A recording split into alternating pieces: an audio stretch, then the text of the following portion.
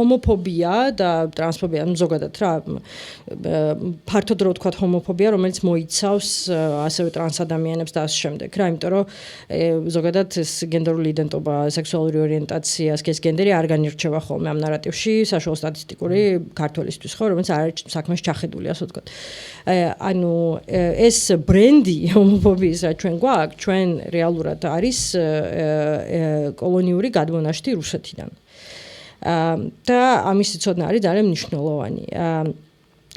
იმიტომ რომ ის ფაქტი რომ ჰომოფობია გახდა პოლიტიკური დევნის ინსტრუმენტი მოდის სწორედ აი აქედან ხო ანუ ეს დაიწყო ჯერ კიდევ მეფის რუსეთის პერიოდში და მან ძალიან საინტერესო ის არის რომ განსაკუთრებით აწვებოდნენ კავკასიას და ცენტრალურ აზიას მაგ მხრივ იმიტომ რომ ჰომოსექსუალური ქცევა იგივდებოდა რაღაცა ჭყალებში ჩამორჩენილ ველურ რაღაცა კულტურულ გადმონაშთებთან რომელიც აი თეთრი რუსი უნდა მოსულიყო და უნდა ეძულებინა რომ მოგვეშორებინა თავიდან და ნუ მოკლედ რაღაცა სინათლეზე გამოვეყვანეთ. ანუ დაახლოებით ეგეთი ნარატივი იყო. რა ისტორიულ წყაროებიც რო წაიკითხოთ ხო, თუნდაც მე-18 მე-19 საუკუნის, ანუ ნარატივი არის ეგ.